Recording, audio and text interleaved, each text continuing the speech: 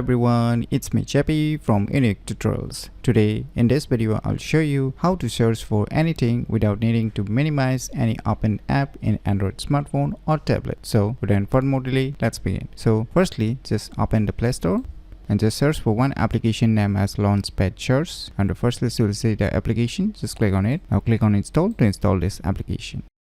So once the installation is done, just click on open.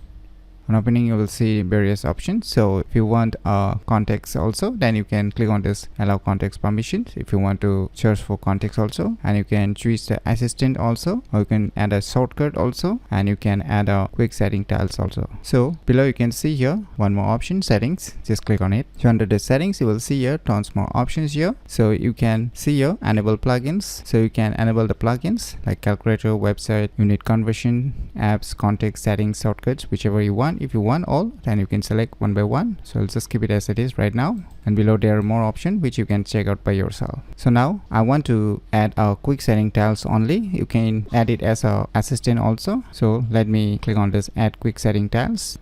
Click on add. Now you can minimize it. Now let me open one application, say Google Chrome, just to give you an example. Now I want to search anything without minimizing this Chrome application. So what I need to do is just swipe down the quick setting panel. You can see here one tile is appearing, Launchpad Search. Just click on it. Now you can see here one plotting search bar is appearing. So now you can type anything, whatever you want to search, say gallery. So you can see here, and you can click on the gallery and you can access the gallery again. You can just click on this cross icon to close this plotting search bar, and you can see the application is not minimized yet. So by using this cool application, you can easily search for anything without needing to minimize any open app in Android smartphone or tablet very easily. So if you find this video tutorial useful, please click on the thumbs like button, and if you're new to our channel, click on the subscribe button, and lastly, thanks for watching.